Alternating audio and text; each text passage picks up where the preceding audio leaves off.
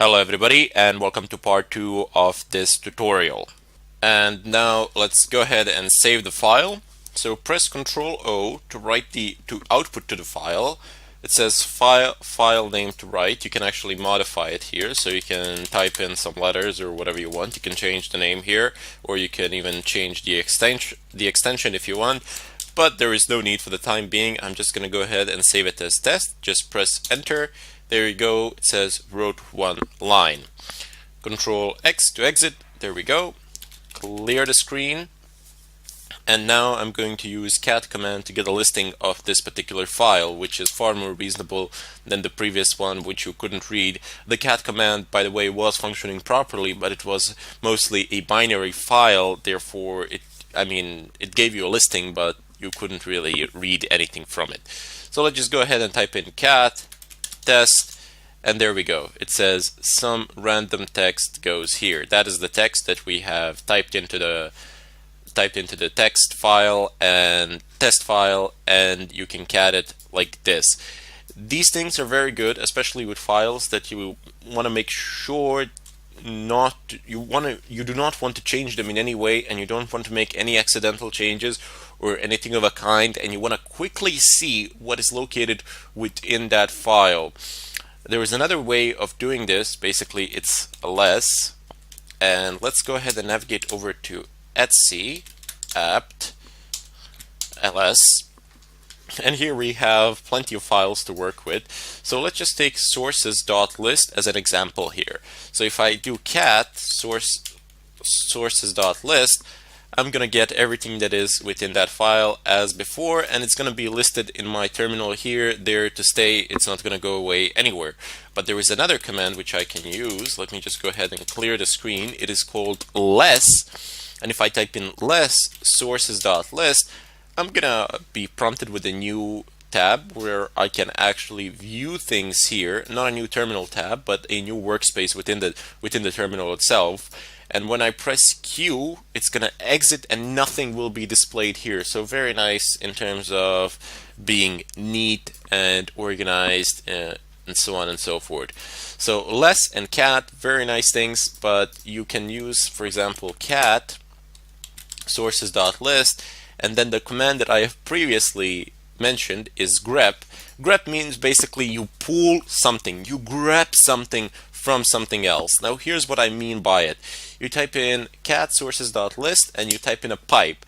This symbol here, it's called a pipe, which basically states whatever the output of this is, pipe it to the whatever command comes here. So I'm just gonna type in grep, and let's say I want to type in src. Press enter. Excellent. So it will only print lines that have src in them. Linux is case sensitive, so when you are grepping, it's gonna check the case of the letters, whether it's lowercase or not. But you can give it an ignore case. You can type in like this. -I means ignore case. Oops, my bad. -I to ignore the case. You're gonna get the same output because there are no different things within this file, but you get the general idea. So this is how you would use cat with grep in order to pull things out of a file. Very important. This is a huge part of the Linux terminal. Filtering through text files, primarily because we're going to be doing large network scans, and we will want to create files from which we will be able to pull useful information, which we will later in turn pass to other tools to do something with.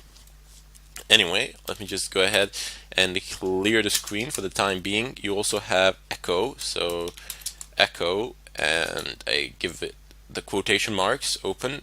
Let's say I am alive, close quotation marks, and it will echo these words. It literally is an echo. You type something into it and it echoes them here. So let's just go back to the home directory now, get a listing, and use exactly the same command, echo live. By the way, you can scroll through the previous commands by using arrow key. So using the up arrow key and down arrow key, you can scroll back through your previous commands and you don't need to retype them. So I am alive, and I'm going to insert this So I'm going to use a greater than sign and type in test. So this will echo I am alive into test. And if I do less, I'm going to use cat test. You see, it has replaced the contents of the test, which was some random text goes here, into I am alive. Very nice command to have. You can change variable names, variable values with echo, and so on and so forth. We will use this a bit more as we progress through the course, and I don't really want to get in depth here, primarily because later on when we have clear examples that directly relate to what we are doing at the moment, which is basically pen testing, then you will see more advanced usage of pretty much all of these commands, especially grep. We have touch. Touch is a quick way to create files. So for example, I can do touch and I can say file 1, file 2, file 3. Press enter, ls, and you see it has immediately created 3 files. So touch is a very quick method. Oops, a bit over my head there. Anyway, touch is a very quick way of creating any amount of files that you wish, and you can specify folder paths. You can create this file in home, this one in var, this one in var log, and so on and so forth.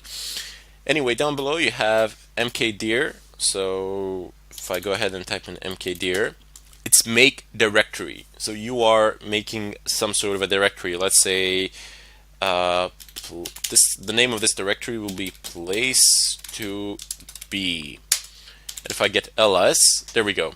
It states that this file is actually a directory, which is a place to be. I can even navigate to it and say place to be ls. There is nothing in it, but get the idea. You can make directories in such a fashion. Now chown, if I type chown, it allows you to change the ownership of a particular file. Now, since we only have a single user here, which is root, there isn't really any point in doing so unless we create some other new users. But we're not going to do that as we don't need them.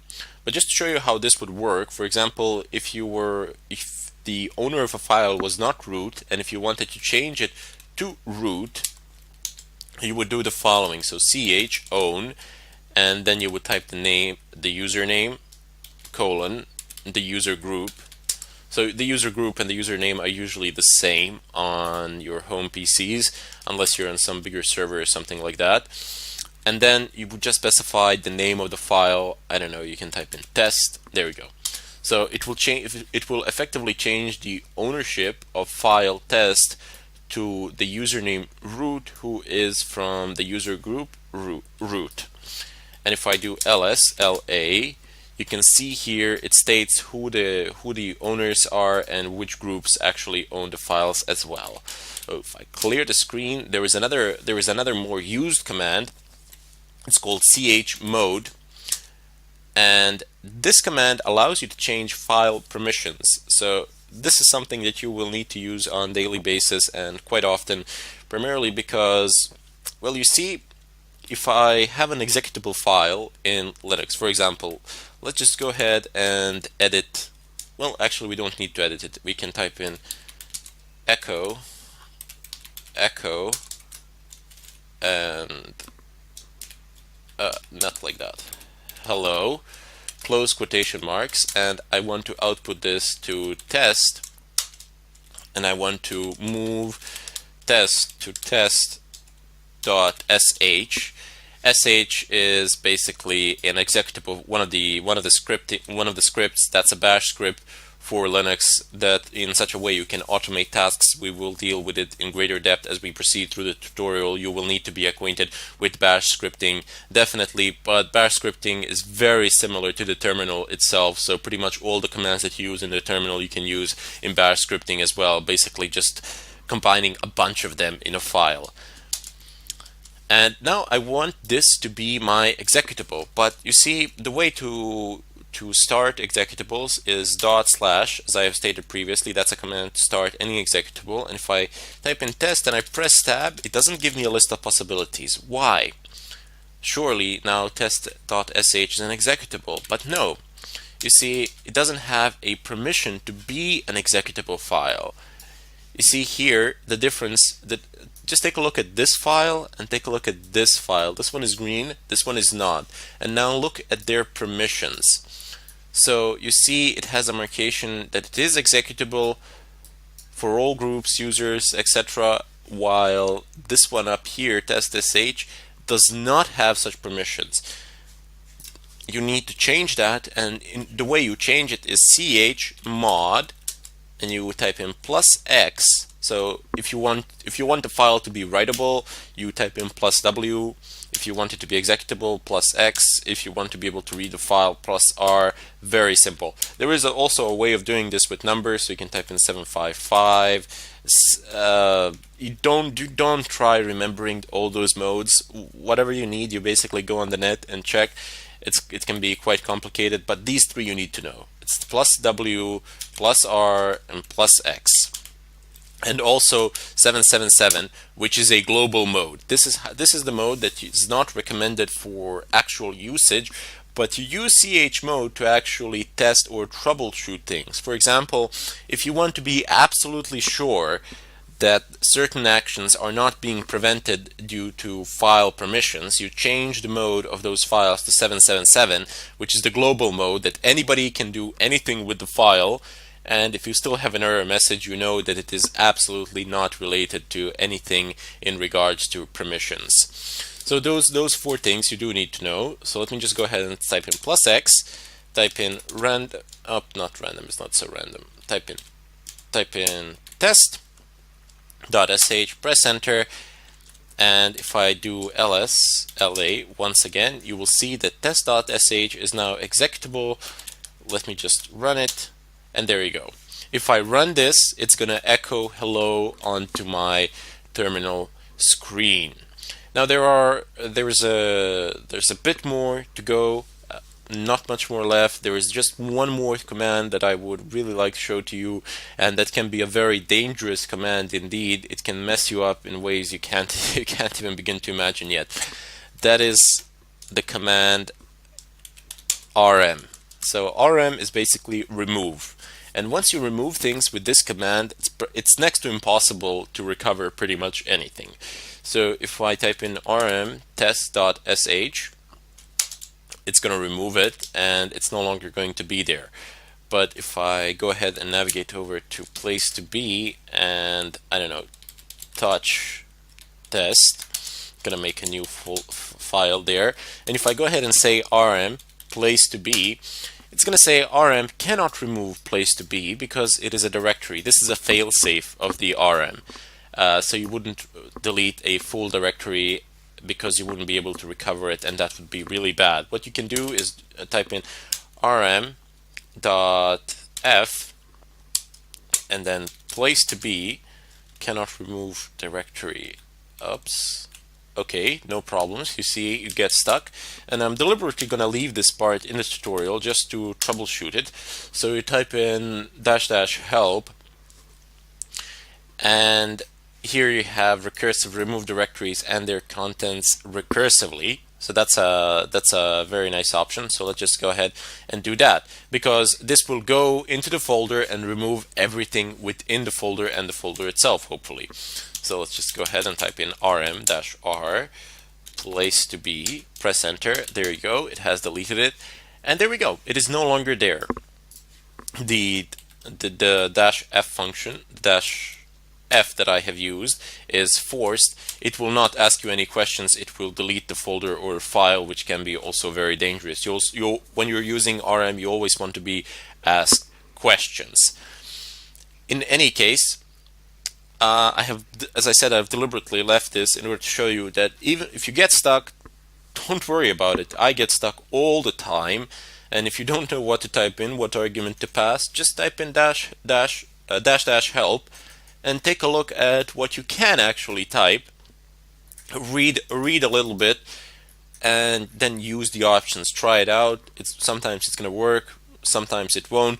But more often than not, you will be able to figure it out from the help menu. If you can't figure it out from the help menu, just type in man rm, and you can read pretty much everything that there is to know about this command here. And if you really can't perform the task, but if you can't find anything useful here, then forums are your next best bet. but trust me, you will succeed in doing it. In any case, this was a brief introduction to some of the basic commands that we will use. Please make sure that you know what each one of these commands does, at least its basic functions. And then later on we will get in depth and do more advanced stuff and use more advanced commands by combining them and so on. In any case, I bid you all farewell, and I hope to see you in the next tutorial.